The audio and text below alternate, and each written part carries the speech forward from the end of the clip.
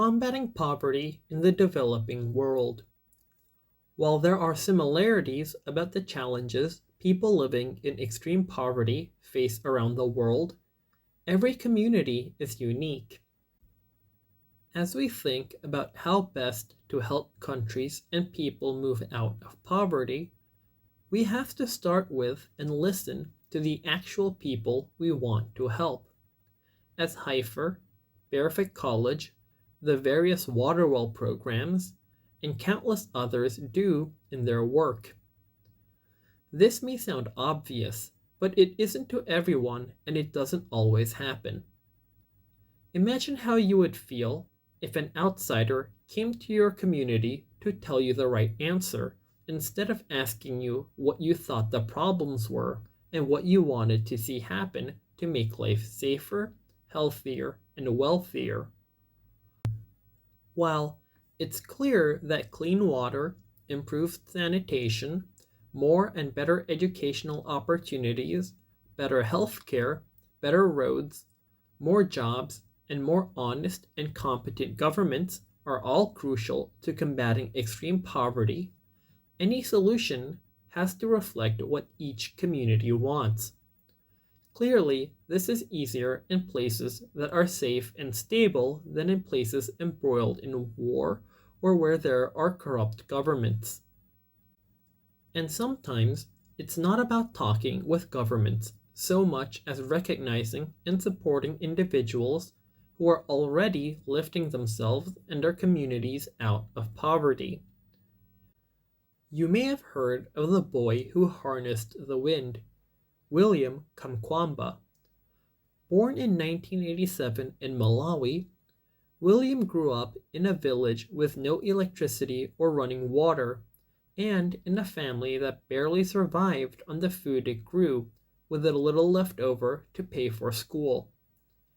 After a terrible drought in 2001, William had to drop out of school because his family could no longer afford his school fees. He kept educating himself by going to the library and reading everything he could. One day, he found a book on windmills and determined he'd build one. So he did, starting with scrap parts he found in light bulbs and radios. William built the first windmill he or his village had ever seen. And it worked, generating electricity for his family and his neighbors. So he built more windmills, including the one in the picture at the start of this section. That's William's cousin standing on one of the windmills. William also built a solar-powered water pump so his village could have clean, accessible water. His family and community are a lot better off because of William's ingenuity and entrepreneurship. To learn more about William's story and to support his work, check out williamkamkwamba.com. The world knows some things that work to fight poverty, but not nearly enough about how to help more kids and adults have stories like William's, particularly from afar. How do outsiders help in a way that is respectful of local people and culture today and empowering for people tomorrow? There are many different ways that wealthier countries, foundations, charities, companies, and private citizens are trying to combat extreme poverty, and lots of different views about what the best approaches are. Some are focused on bigger investments like schools, hospitals, and roads, while others concentrate on combating poverty one person at a time, similar to Haifer's approach with animals. Sometimes money is loaned or given directly to individuals and families living in extreme poverty to enable them to buy better food, cleaner water, pay school fees, or to start or even expand their businesses. These small business loans are known as microloans or microfinance. You may have heard of Kiva, one of the biggest online microloan platforms. Through Kiva, individuals anywhere can make loans directly to people living in poverty, many of whom are living below or barely above the $1.25 a day. As of early 2015, more than 1.3 million people, including my husband, Mark, and me, have helped fund loans for more than 1.6 million borrowers across the world. The average loan size is about $400, but many lenders lend $25, meaning Kiva brings together a group of people to support one loan. Kids can and do participate in Kiva's lending process, and in applying for loans to go to school or start their own businesses in the developing world. To learn more, visit kivau.org. While microloans and microfinance, as well as goats, cows, and buffalo, are powerful tools to help individual people and families move out of poverty, large investments are needed alongside those programs. Even in very poor countries, it costs a lot more than $400 to help build a school, fill it with books, and make sure there are good teachers to teach classes.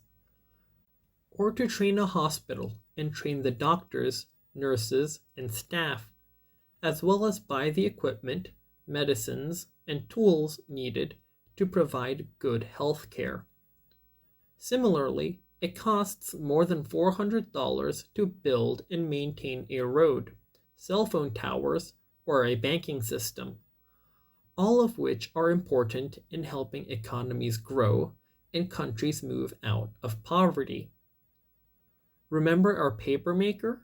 A microloan could be really helpful to her to buy paper-making material, but it doesn't help quite as much if she still doesn't have a good road to take to get clean water or to travel on to the local market.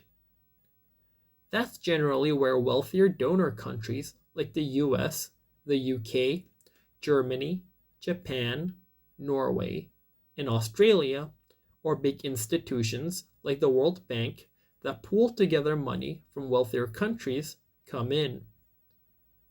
They can help developing countries build health systems, school systems, roads, and other things that require more investment over longer periods of time. Sometimes the money from wealthier countries or the World Bank is given outright to countries, and sometimes it's loaned to them. Big foundations, charities, and what are often called non-governmental organizations, NGOs, play a role too. They build schools, health clinics, and hospitals and help to train teachers and nurses, ideally working in coordination with one another, developing countries' governments, and local community groups. NGOs in particular often provide crucial assistance after natural disasters like hurricanes, floods, or earthquakes. One such organization is CARE. You've probably heard of a care package, what you might send a friend or relative who's away from home. Care packages got their name from CARE in its very first program, sending boxes of food from the US to Europe after World War II to help prevent mass hunger. CARE still does crucial work in nutrition, disaster relief, and more to help people and communities escape poverty. If you want to learn more about the original care packages or CARE's work today, please visit care.org. The business sector around the world can also have an impact on our papermaker. Companies that buy products from the developing world, whether paper or something else, can pledge to pay a price that provides enough income for her to support her family and over time, if she's successful, expand her business while also enabling the companies to still make a profit when selling paper to consumers like us. Increasingly, companies also are committing to ensure there is no slave labor or forced labor in their supply chains, meaning no one was made to pick coffee or cotton or cocoa beans, and no one was made to work in a factory. These efforts are often known as responsible or ethical sourcing. When consumers or shoppers in the developed world buy products from companies who've adopted those practices, we're showing our support with our wallets. On most big companies' websites, you can find out if their products are sourced responsibly. Such information may be listed under supply chain. To find out whether that's true for your favorite brand of paper, chocolate, clothing, or shoes, check online before you next go shopping. Aid and assistance, whether from wealthy governments, charities, or NGOs, are not without controversy. Even the types of assistance I just talked about, like microloans for individuals or bigger loans for countries. Some people just don't believe in any aid or assistance, but they're in the minority. Most people believe wealthier countries and people who want to help should do something, but debate heatedly about what aid should be used for or how much should be given. Some people think that countries that have natural resources should receive no help from outside donors. Others believe that aid is simply the moral and right thing to do for poor people wherever they live and whatever their governments are or aren't doing. Healthier and wealthier countries are more likely to be good trading partners, which means we can sell more of our goods to them, which is good for our economy and workers, and they can sell their goods to us, which hopefully gives us more choices in what we buy while not hurting our economy or workers. Healthier and wealthier countries are also generally thought to be less welcoming to terrorists, though terror and terrorists are challenges in wealthier countries too. Some people believe aid should go to the leaders of developing countries to use as they think best for their countries, while others think that money should flow directly to clinics, schools, businesses, and entrepreneurs. And there are debates on whether more aid should be given to health, agriculture, education, or something else, and how to judge whether any aid program is effective or not. In other words, does it deserve an A, B, C, or F as a grade? You'll have to make up your own mind about what aid you think is most important, and how it should be measured and where it should or shouldn't go. While you think about what the right answers and approaches are, you can help raise awareness of the fact that about 1 out of every 7 people on Earth lives on less than $1.25 a day, and why you think it's important that everyone cares about poverty. In 2004, when he was 9, Dylan from New Hampshire started something called Lil MDGs, a program to educate young people about the Millennium Development Goals, MDGs.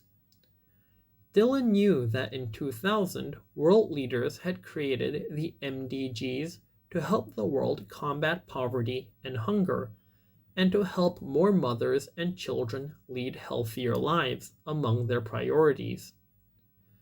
The purpose of Lil MDGs was to use the web and later social media, because social media wasn't common in 2004, to inform and inspire young people to take action and help us reach the MDGs by 2015. Over various campaigns, Lil MDGs rallied over 4 million kids from 41 countries to do things like raise money for tsunami and hurricane relief and send school supplies to students in Iraq. But Dylan started by recruiting just 2 people. Sometimes we just have to start, hoping we'll make a difference in someone's life and in our shared future. We never know how much of an impact we might have once we get going.